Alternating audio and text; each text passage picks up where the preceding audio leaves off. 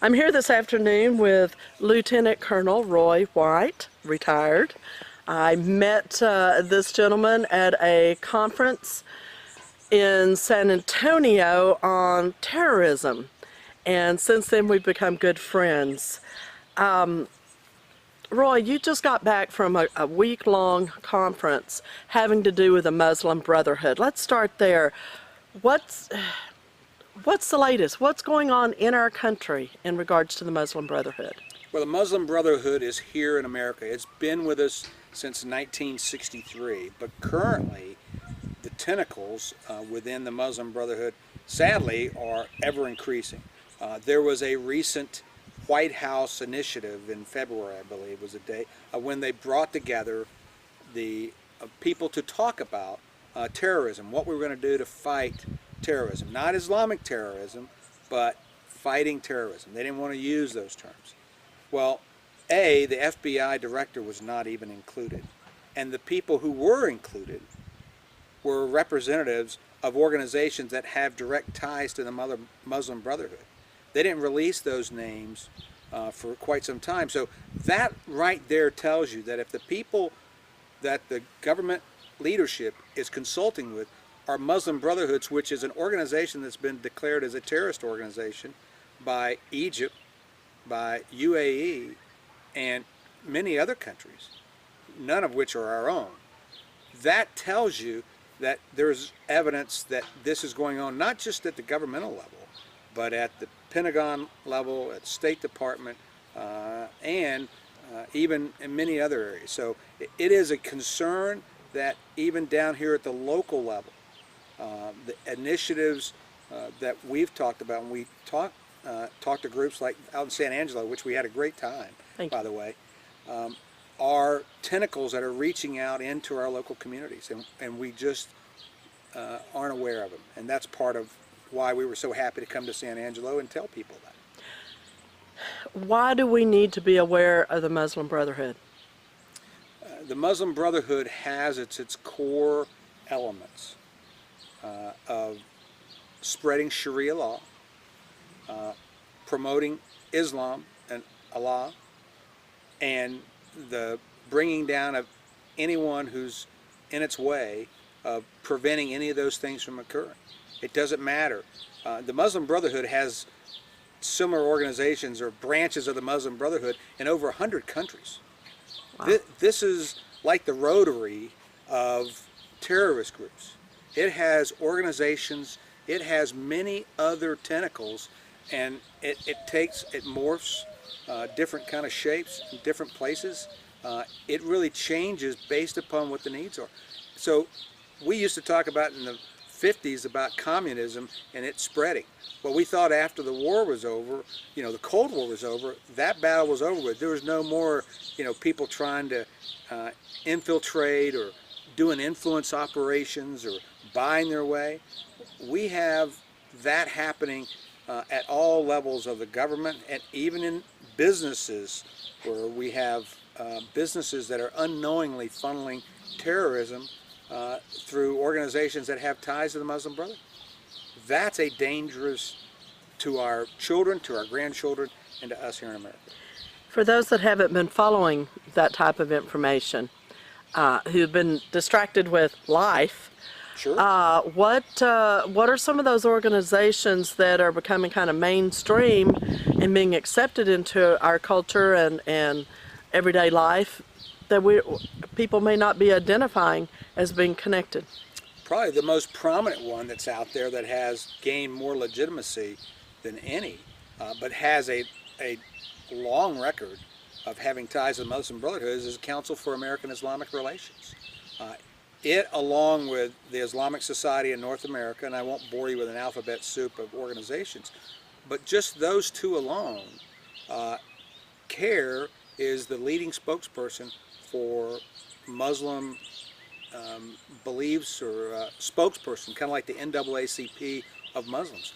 They have gone out, and with their ties that they have dating back to the Muslim Brotherhood, with documentation as an unindicted co-conspirator in the 2008 Holy Land Foundation trial. This is our own government who said in 2008, this is a group that has ties to funding terrorism through Hamas. Many people refer to CAIR not as CAIR, but as Hamas doing business as CAIR. Same thing with Islamic Society in North America, the largest organization that represents Muslims around the country. It has ties and was also identified as an unindicted co-conspirator. Those two groups alone have worked with churches.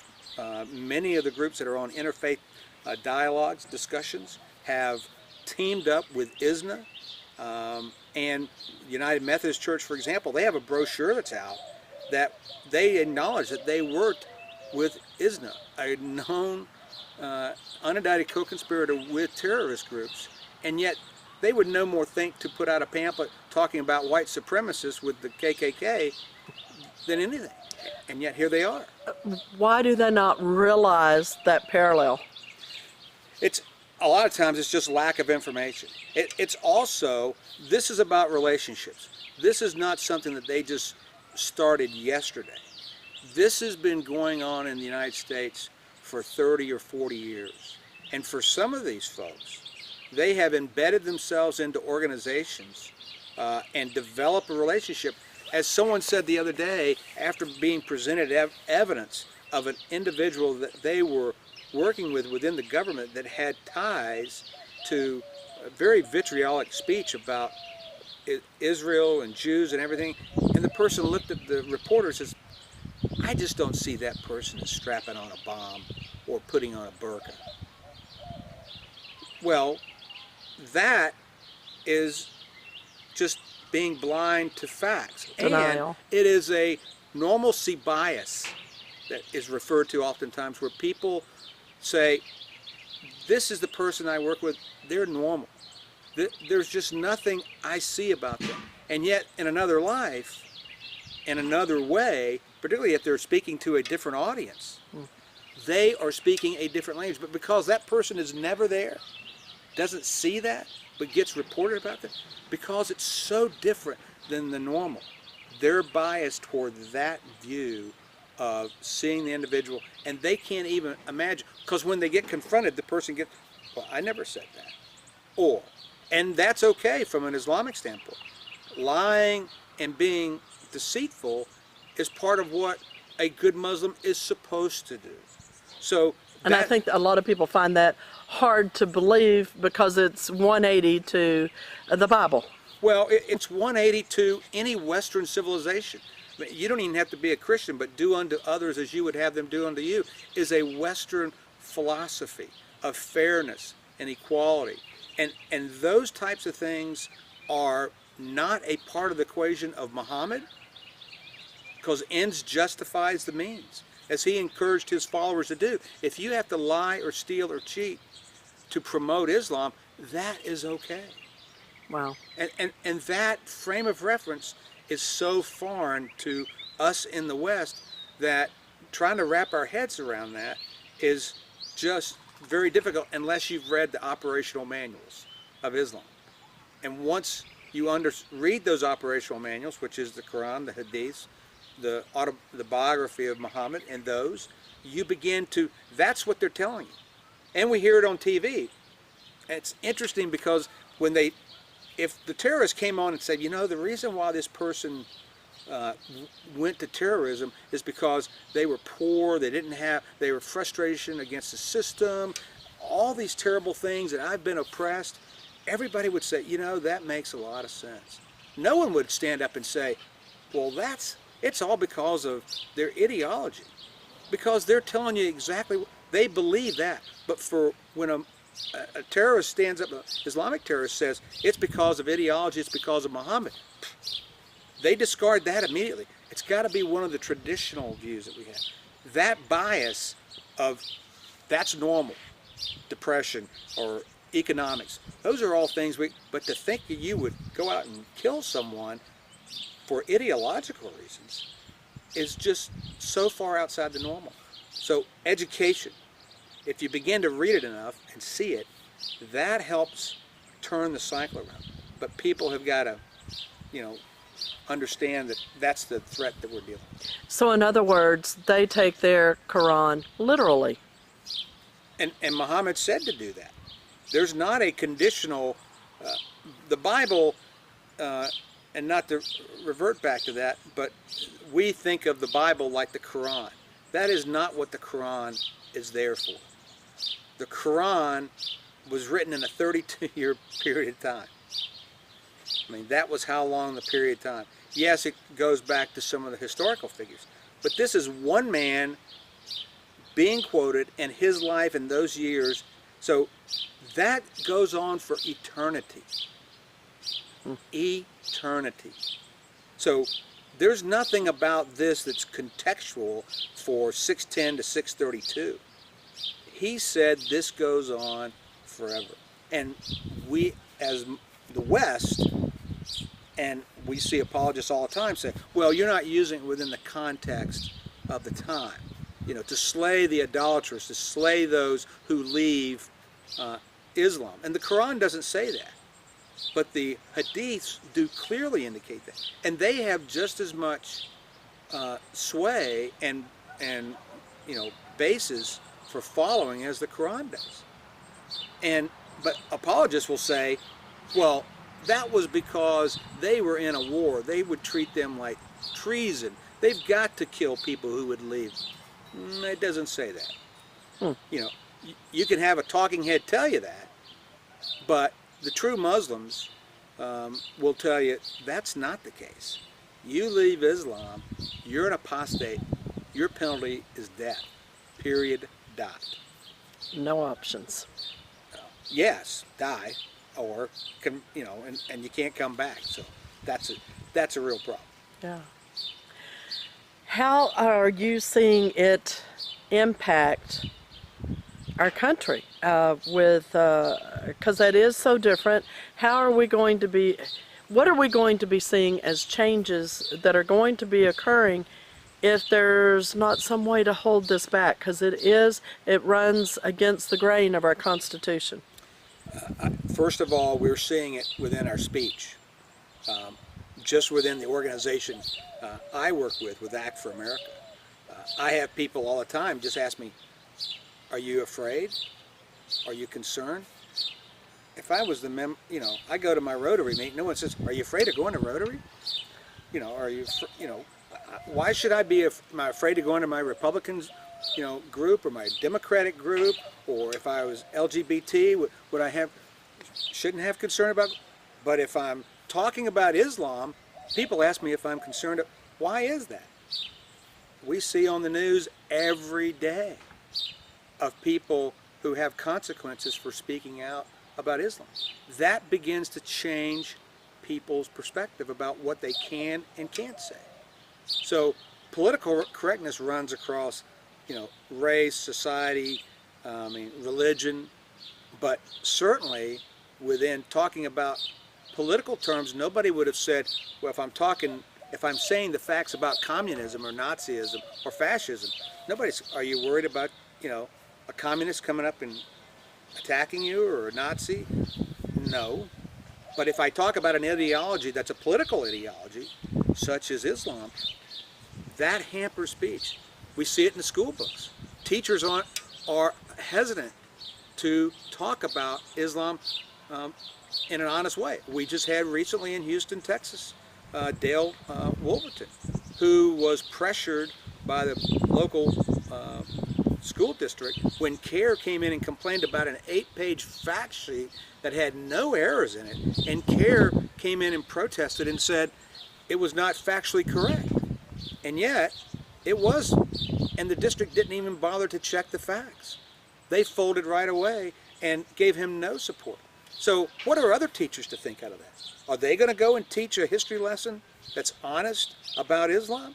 Or are they going to think, I'm not sure my job is worth that, so I'll just cover what they want to. Ministers, how many ministers are concerned about speaking the truth about Islam from the pulpit? Right. Because maybe that big donor is going to come back and said, don't ever, you know, this is the third rail. We don't want to hear about current day events. And we had some courageous ministers who were there in San Angelo who came out, and I thank God for them. And there are many more ministers, and you've interviewed some of them, like Pastor Branson and Pastor Treywick. That's why they're so appealing and tell a story. This is not going to be fixed with guns solely, or because we've already seen the failure of that. It's going to be fixed from the pulpit if we as Christians, Jews, non-believers simply just say the truth and repeat what many Muslims do say about Islam. And that is, it's not a religion of peace, it is a religion of submission. And when you submit, you are not able to practice what we all believe in. Freedom of religion, freedom of speech, and we see it time and time again. And it's happening around the world where freedom of speech is now being punished because they're saying the truth. Yeah. So how do we change things or stop things so that that fear that we're already seeing, fear of losing our job, fear of some kind of consequence for speaking the truth, for standing up, how do we work against that to encourage more people to do what's right? Great question, and I'll answer your question in just a moment, but I want to say very clearly right now, we have an obligation as Christians, as Jews, as any belief, but as Americans to stand up and say the truth. Because if we don't do this, the greatest abuser of Muslims in the world are other Muslims who are practicing. And if we don't have the courage to stand up and say those things, then why should we expect others? People are always screaming, why aren't there more Muslims? Well, what are you doing to stand up and educate? Are you going into the school to challenge? Or are you challenging your minister? So right there off the top is, as a teacher, as a parent, as a school board member, look in the school books and see what's being done. We did a project here of Truth in TexasTextbooks.com where we found 1,500 errors. 50 people altered what 5 million children are going to study. Those 50 people should have their name put on a wall somewhere. And I only led the group, but they did all the hard work. So those people stood up and were counted. But you can do other things by, again, encouraging pastors, electing the right officials. You're in the business, you're doing a great job of encouraging people to go out and ask those questions. And when someone says, I don't know anything about the Muslim Brotherhood, or I think we all worship the same God, Muslim, then that right there, those are bells and whistles that tell you they're not stupid. They're not, part of the, they just don't know. So don't get mad at them. Tell them, give them, steer them the place to get the facts. And that's why I work with a group that does exactly that, of educating people, not spreading hate, not doing anything, but just looking at the facts. Because knowledge is what we will do to really begin to turn this around. And you ask, what does it take? It takes knowledge. You don't have to be an expert in Islam, but you have to know where to go to get some of those answers. And that's why the Speakers Bureau is so important, inviting us into your community to give you the facts. And if we don't tell you the facts, then call us on it. But we want to focus on those facts, not on what some talking head from Fox or MSNBC said. We're looking at what the government has said, who these groups are that are hurting us. We want to look into textbooks, because this has been going on a long time, and we need to stop it now for our children and for our grandchildren. I think that's something that most people don't realize is with their culture, it too's different. We are the microwave instant, but they're just fine with laying out a 40, 50, 60-year plan and just very steadily moving toward it and accomplishing the goals. And that this has been going on for a long period of time. As the Muslim I talk to, I visit a lot of mosques when I travel around the country, and as Hyatt, who was out in Las Vegas, told me, he said, America is more Islamic than my home country of Morocco. And I asked him why he would say that. He said, well, there's peace, there's just great wealth here, I've been able to succeed, Allah has blessed me, I go home to my country and there's corruption, there's violence, there's poverty. This is a Islamic country. So I asked him, I said, well, when do you expect us to be complying with Sharia law within the next 30 or 40 years? And he said, oh, no, too political. And I mean without stopping, hesitation, he looked at me and says, but in 300 years, yes. Wow. Who thinks in terms of 300 years? Like you said, it's a microwave. But we have to think strategically and realize this has been going on for 1,400 years. Another 1,400 years means nothing to them. 14 years means nothing. But we've seen these kind of changes in the last 35 years. What's going to happen in the next 35 years? We don't do anything. But the encouraging thing is there are lots of things going on. There's pushback. And I'm proud to be able to say in our organization, we've helped pass 35 laws in about 17 states that have begun to stop that from a legislative cycle.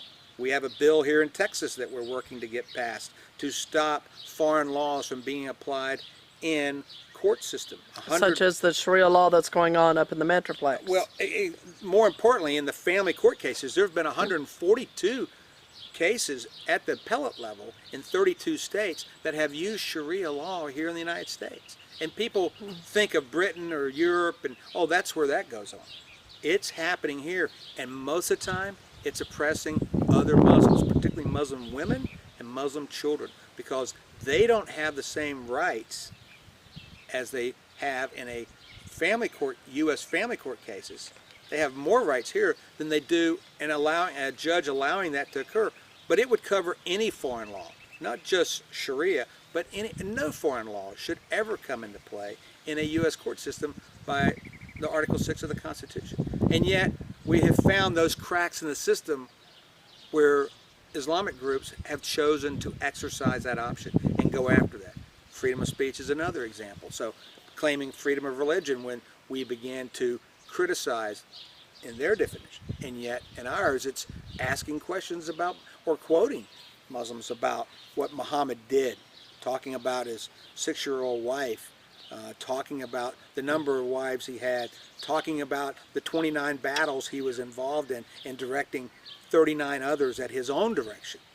Nobody wants to hear that if you're a Muslim, because that gives the wrong impression of who Muhammad was. That's not the peaceful, benevolent guy. So we just say, why would you be afraid of the truth? Let's have that discussion and debate. One of the things I heard at a previous conference said was the difference in understanding of the word peace. For us, we as Americans, we think of it as peaceful and everything's pleasant, no uprisings or anything. But to a Muslim, they hear that as the only way to achieve peace is for all the infidels to be annihilated. Well, peace occurs when everybody is under Sharia law. Yeah. You know, it's like, it's all peaceful as long as all the grandkids are sleeping. Yeah, that's true, but what did it take to get there? It was anything close to being peaceful to get there. And it's not going to stay that way. Yeah. And that's an idyllic, because they're going to wake up. In our case, peace is never, it's a esoteric term. They can say. Same thing for innocence. Who is defined as an innocent within the eyes of a Muslim? When they say, we are against all, killings of any innocent civilians. Innocent to a Muslim is anyone who is a believer in Islam, and anyone else is not innocent. They are far from being innocent. So you need to have, we work from the Webster Dictionary, and if you don't know the Islamic dictionary, right, then you're going to get confused and not be able to translate any of that. But we see it through those glasses, because they say those words in an English accent, American accent, sounds very nice, but when you drill down and ask, that is Hamas, a terrorist group. There will be groups that will never come out and say that, because to say that would be, being harmful to Islam. They're rebels. They're like your revolutionaries. They're like the George Washingtons of Islam. They're out there defending it. So that's a very real issue. While you were talking, I was thinking of the illustration of the frog in boiling water, just slowly not realizing what's going on. And I think from the standpoint of women, that out of any people group, we need to be the most concerned because of where women stand based on the Quran and the Hadith and everything, that we're only half of what a value of a man, and Absolutely. all the rights that would be removed, the genital mutilation, all of those kind of things. And if we don't do something to put a stop to its spread here, then one day our children, grandchildren, great-grandchildren could be facing that. It is, and again, using the illustration of what do we think about 300 years from now? The country's not even that old. So is it going to happen tomorrow or the next day? But no, it's not. But it is just as you described, those little incremental losses of having the children at school become wearing the hijab, the burqa, saying the shahada, feeling comfortable, and you should feel comfortable in talking to people from other cultures.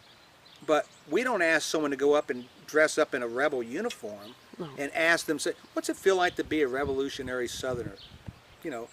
We can study that, and let's study the facts. Let's don't make it personal.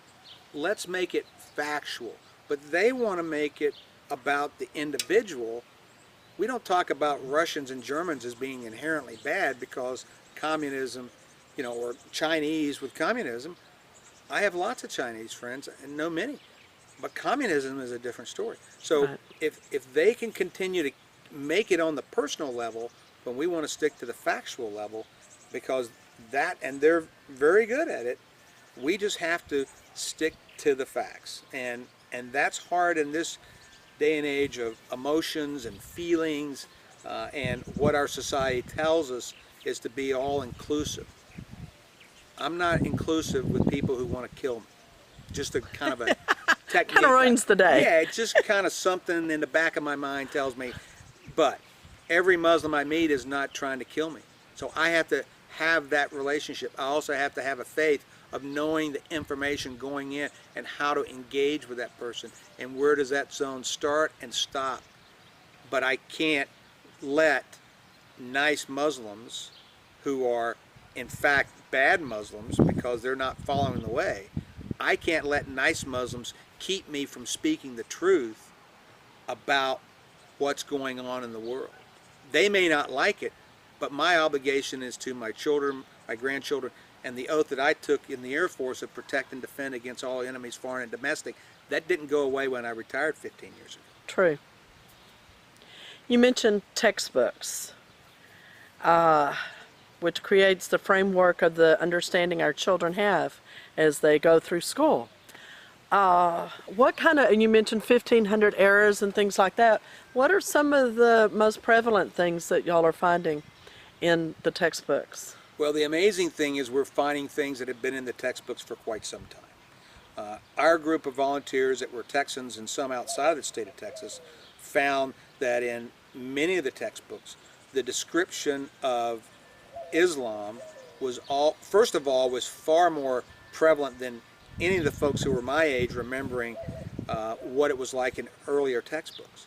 But more importantly is that when it was described, it wasn't described accurately or with any sense of perspective. And when it was compared against Western culture, it was always Islam was the nobler cause, and Western, there was always an implication that any sort of exceptionalism or wonderment or discoveries by the West were all related to what had been occurred in Islam.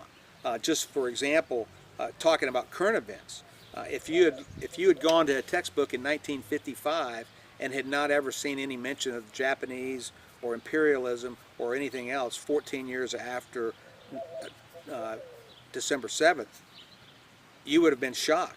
Well, here we are 14 years removed from 9/11, and you don't find the term Islam or terrorists associated with the depiction of what happened in 9/11 with the towers.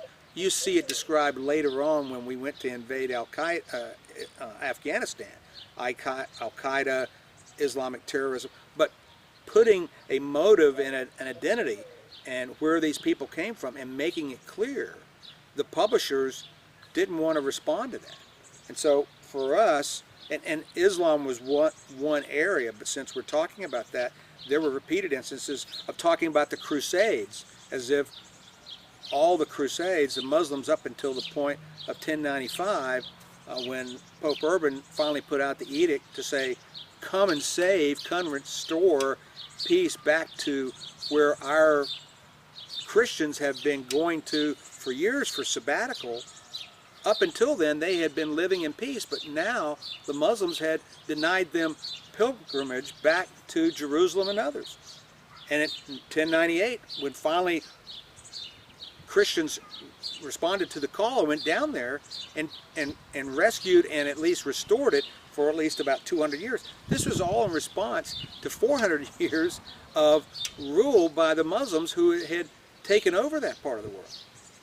So they don't ever lay the basis for what was the cause of the Crusades. It was like suddenly one day Pope Urban woke up and says, hey, let's go down south and let's go take over, Jerusalem, and let's go kill some Muslims. That's far from what history tells us really occurred. And that depth of color is not portrayed in the textbooks, at least the ones many we found. So those are just a few that we found, but certainly in describing the original origins of Islam, it was nothing but peace.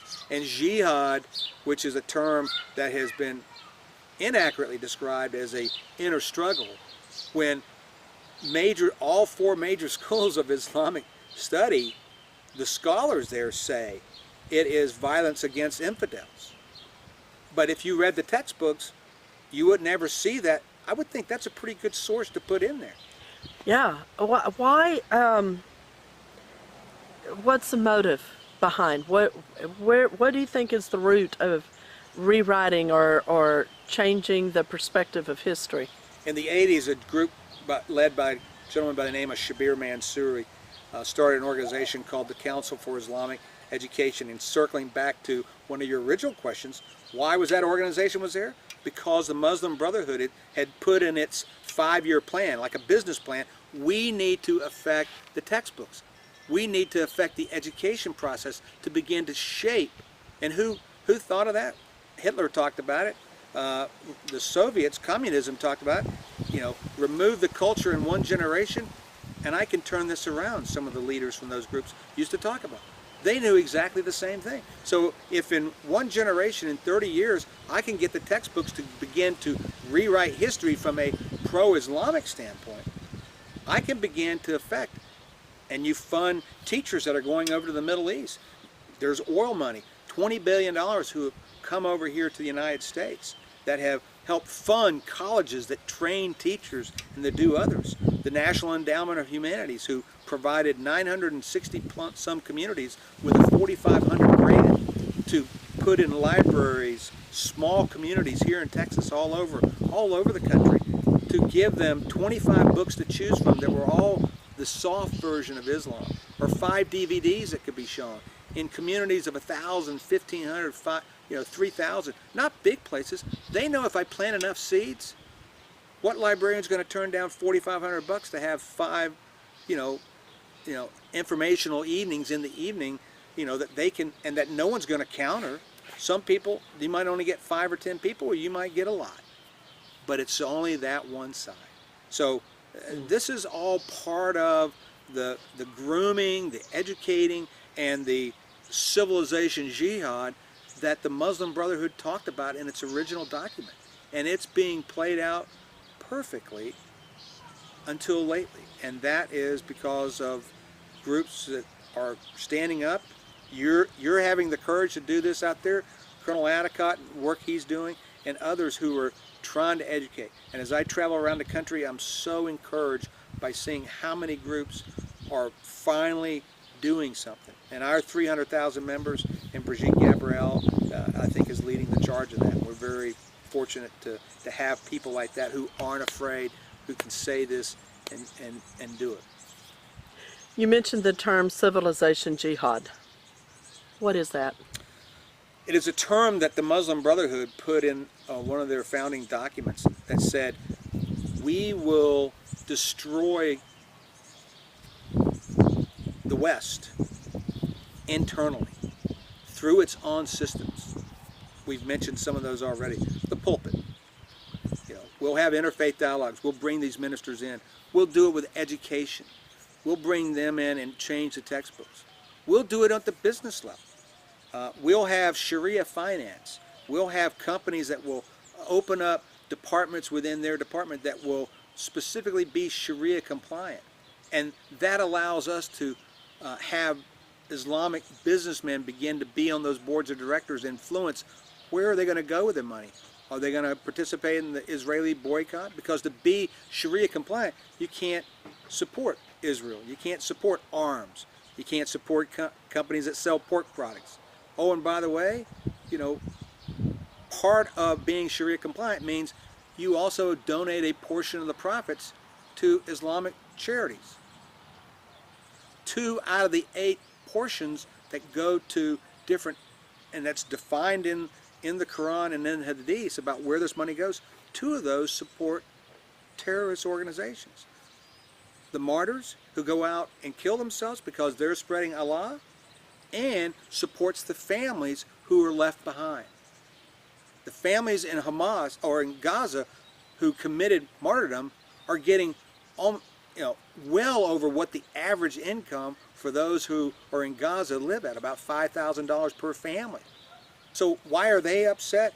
They're not upset when their families go out and commit murder. A, they're economically taken care of by these nonprofits that receive money from Sharia compliant, from donations from Muslims. So that, ask your Muslim friend, are they contributing? Do they know where their money is going to when it leaves the mosque? Most of the time, no. Just like most Christians. You assume it's going out to help, do this? Well, it's not within most Christian churches or Jewish churches that, oh, I'm going to go support some illegal operation. Yes. But it is clearly stated in their manuals that money donated it is obligatory to go to those organizations to support them. So, do most Muslims know that? Nope. And certainly most businesses and the consumers who work with those banks and financial institutions don't understand that either. So that's part of the how it's kind of gotten so embedded in our culture that trying to root it out will take education and information. But we've got to be strong to be able to say it and describe it and point to it. And fortunately, evidence is out there. It's overwhelming. You mentioned banks and different organizations. Are there banks in your community that are Muslim-owned and operated? No, Okay. not that I'm aware of. But Okay. that's not what determines whether a bank is Sharia compliant. Chase Manhattan, Bank of America, major names in the banking business, and many other banks and financial institutions around the country have Sharia compliant. And it doesn't mean they're CEO, but here's the dilemma. They get approached by one of the Middle East countries to say, do you want to deal with our $1.52 trillion economy? If you do, then you need to have a Sharia compliant department. Well, what is that? Wow. We've got exactly the guys who can show you how to do that. Well, please come on, bring them on in. And who are the people that determine whether it's Sharia compliant? These are all imams that have ties directly to many of the terrorist funding groups in Qatar.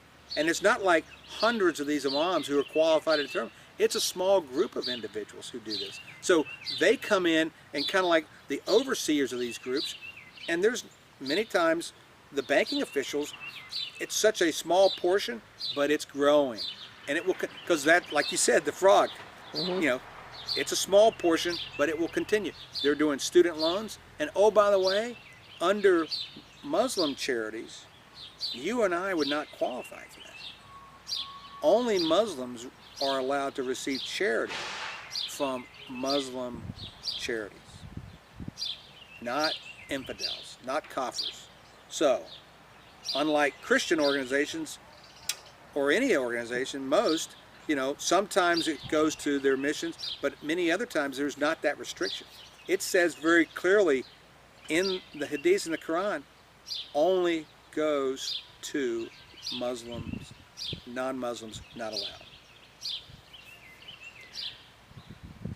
So how would you find out if the bank or an institution, a credit union, I guess, that you might have your funds in is Sharia compliant? Great question. There's a website called ShariaFinance.com that gives all those kind of details. It's run by a great guy by the name of Christopher Holton. He has been doing this for years and monitoring these financial institutions.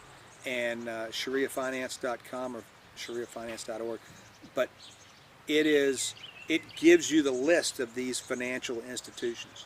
Now, again, those financial institutions, you call up your local bank, it says, hey, you have a Sharia, it shows that I've never heard of that.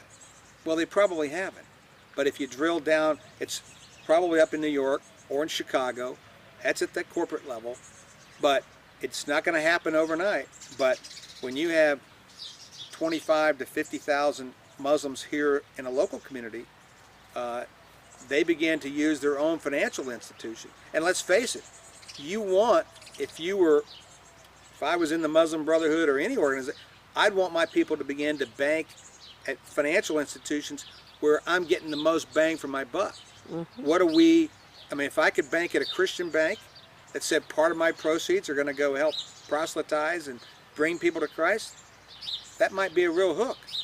Sharia bank, and when you have the option, you're obligated to go to those banks. Again, Islam is about to determine whether you go to paradise or not. It's based upon what your good deeds are. They outweigh the bad ones. You may or may not, but you got a better chance of getting in paradise. So if I'm banking at a financial institution that's supporting Islam, that's one of those good deeds versus going to a non-Islamic bank. Right. And that growth here in the United States is student loans, mortgages are now, all because it doesn't charge interest. They charge interest, they just call it something different, because in Islam, charging interest is not permitted. That is non-Islamic. So they make sure that the financial instruments they use are all allow that individual not to be charged. They become a partner, they pay fees. It is a shell game that most Muslims, again, most Americans don't know how banks work, and for many Muslims, they just see Sharia compliant. It's like, okay, that's the house of, that's the best house to go to. Wow. Okay, go ahead with what you were saying. Well, we were talking about unknowing involvement in supporting Islamic organizations that you or I would no more think to write a check to ISNA, Islamic Society of North America, or to CARE. But if you're a United Methodist member, you are providing safe haven for an unindicted co-conspirator at 110 Maryland Avenue on Washington Street, because your organization, the United Methodist Church, owns that building and is right next to it at 100 Maryland Street Avenue. Why would you be renting to a unindicted co-conspirator? And you say, well, we only send 2% to the national office. Well, multiply that by thousands of churches, and you're still, and will they go out and find another place to rent? Absolutely. But Methodist leadership has ignored that. But Presbyterians, other groups, Catholic groups, if you just look in 1964, the Catholic Church put in Catechism 841 that basically equates Islam to the other Abrahamic religions and gives them equal status, that we're all worshiping the same God. So for Catholic members who are unaware of that, think about what that really means. The Pope has told you, you have no reason to question anything that goes on with Islam. And yet, they are killing Catholics, Christians, Jews, non-believers. Well, how can we be worshiping the same God if it's okay? Muslims are saying, I can kill you under the name of Allah. That's troublesome. And that is something that people have to, can use as evidence to begin that discussion, because this is not something that's going to happen overnight. Everyone has their own epiphany about when they went from the dark side to the light side, or light side to dark side, depending upon your perspective. But we as Americans, it's about our freedom. It's about all the things that I fought for 20 years, that I defended far away from the shores of this country. But that battle is here now. Put a bag over my head. We have to keep breaking our interview because of a truck across the street that's unloading concrete or something. But anyway, I wanted to come back. We a couple of times have talked on or touched on the textbook. I understand that there is a website if people wanted to compare the textbooks in their school to the ones that your group had found. What was that website address? It is called Truth, all one word, TruthInTexasTextbooks.com, and that is the site where we have 37 reviews of social studies textbooks, Okay. a report card front and back that will tell you which of the books are good, which of the books are acceptable, which of the books are poor, and which of the books are unacceptable. These are all textbooks that will be in the state of Texas in the hands of the children beginning in 2015 and will be there for the next 8 years. Our group of 50 people, volunteers, put together a research group, looked at the books, passed their comments on to experts, and then we compiled a study, 469 pages divided by all those different groups. Some books had a lot of errors, some didn't. We rated them all accordingly, but over 1,500 errors that the Texas experts didn't find that we identified, not just in Islam, but for example, all the publishers wanted to say we live in a democracy. We try to remind them that our founding fathers, we pledge allegiance to the republic. So it's a constitutional republic. But they pushed back, and there were many other things from a military standpoint, de-emphasizing the military, de-emphasizing our Western culture, and not just from a world history, because we looked at world history, U.S. government, and geography, cultures. So we were trying to correct some of the political correctness that had crept in the books for years. So that TruthInTexasTextbooks.com website will give you the report card, will give you each individual report, and this is what I encourage anyone who watches this, is go there, find out from your own school district which books your school district approved. You can then see if it's, and we looked at high school and middle school social studies textbooks, and if they chose one of the books that we reviewed, they can go look at page and paragraph and see what the error was and see what our corrected comments would be and identify it, and then the references for it. And in many cases, they can see what the publishers either agreed with us or disagreed with us. So now you can go to your teachers or to the school board and say, are you aware you got some errors in the textbooks? And what are you doing to correct it? That's a real thing in your hand. You don't have to do the research. It's all right done. there. So Yeah. if you knew ahead of time the book your children are about to study and digest in their brain has some known flaws to it, why wouldn't you go out and bring it to people's attention and let the schools try to justify why they purchased those books, and or, okay, we're going to correct those things. So maybe the publishers aren't going to check, but if they correct what's going into your child's head or your grandchildren's heads, you're still way ahead than not knowing. On the local level, who makes the decision on the textbook, and do they actually read it, or is it just suggested material that they're being sent down from Texas Education Agency? Texas has a centralized selection process. All the publishers submit their books for approval in all the subject matters. It comes on an 8-year cycle. You start that cycle about 2 years out of laying out the groundwork of what the books have got to be and deadlines. At the end, at the selection process at the state level, that's where we were into play. We wanted to affect the books as they were being written. They are then sent to the 1,200 plus school districts in the state of Texas, and each individual school district then sets up their own process. And your question is exactly the question that any parent or anyone should go and ask their elected officials at the state board. Show me what your process is. Is it just some teachers taking the books on the weekend or looking online? Because that's what we did. Mm-hmm. We did ours online. Are they spending, and are they putting down notes? Are they writing anything? Or are they just coming back and saying, after 4 of us met, says, pick the Pearson book? But the reality is, think of it like cable bundling. If I could only get the Food Channel and Discovery Channel, that would be, and ESPN, that would be great, but I've got to buy them all for my wife and I. So, but for a publisher, if I sell you just the 6th grade book because you say that's the best one, but you don't want to take my 8th and 9th grade book or my other books because they're not so good, I'm going to charge you out the nose for the 6th grade book. But if you buy them all for just a little bit more, you get them all.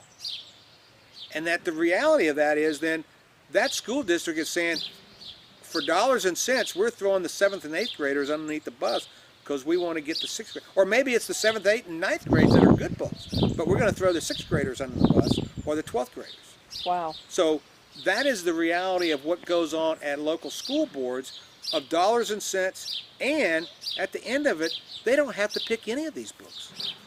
The progressives several years ago got the law changed at the state level and said, you can use state money to purchase any books you want to. So now many publishers go directly to the school boards and market books that we haven't even reviewed and the state hasn't even approved. And the only people who are looking at it are what the publishers are telling them. And what kind of price are they giving them? Maybe they'll give them an extra supplemental material, lots of cool videos, lots of other things. Are there any parents on these review panels? Sometimes yes, sometimes no.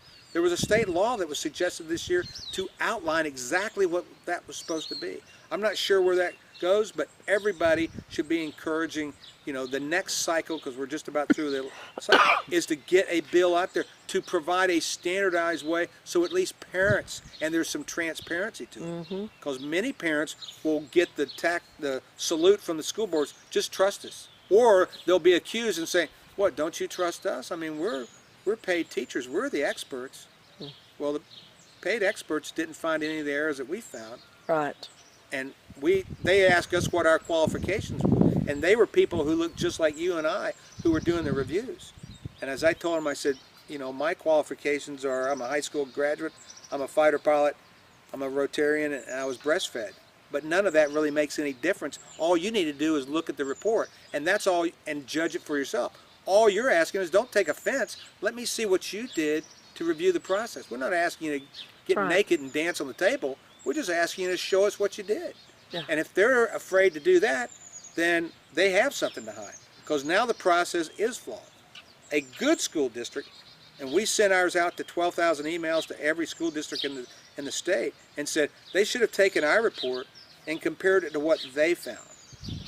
And then a good superintendent, and more importantly, a good school board members would have compared the two and said, well, I see what their review process is. They've got a 469-page report on every single book they did, and comments from the publishers. What did we use? Yeah. Very good. Very good. A lot of food for thought there. Hopefully that'll get some parents active. We knew the only way to affect, and this is again a slow process. The encouraging thing is we've had 10 other states, actually 11 other states, who have contacted us to say we want to duplicate this. This is a repeatable process at every state that chooses to go, or even a school district that does a centralized purchasing, because not all states do a centralized purchasing. It's done at the district level. But this is a repeatable process, and it's encouraging that other states, other volunteers are finally saying, because publishers will respond to dollars and cents. I bet. And if they stop selling books because they're bad books, guess what? That president's going to walk down the hall and ask the sales department, why aren't we selling any books? He says, because those guys up on the 3rd floor who are supposed to be writing the books are not putting facts in there, and those guys in Texas or Montana or North Carolina are asking us to put in the facts. So they're not buying our books, but the other guys are. Well, pretty soon, they want to make money. They want to have their kids grow up. They want to buy cars. They're going to say, this is going to hurt. And we're not making it hurtful. So that's how this, but a process. Not going to happen overnight, but we need people to know about us, and we hope your friends in San Angelo or whoever watches this sends that website, sends those reports, and stays on those elected officials. And if I was running against a school board member, I'd find out what the books they selected and look at our list, and if they voted for any book that was poor or unacceptable, guess what my campaign is? This bozo, Mr. or Mrs., your elected school board member that I'm running against voted to give your sixth graders the worst books here. And these were some of the errors. And he may say, well, I didn't read that. Well, what's your job but to oversee? Excuse me, Yeah. you know, guess who they're going to vote for? That's the easiest campaign advice, and I don't even charge for it. Very good. Very good. Well, I appreciate your time this afternoon. It's been very informative, and look forward to visiting with you again in the future. Kat, we need 1,000 people like you and others that are out there. But God bless you, what you're doing in San Angelo. And to the folks in San Angelo, you have a dynamite person helping inform you that has a Christian heart. So you're very fortunate. Thanks a lot. Thank you.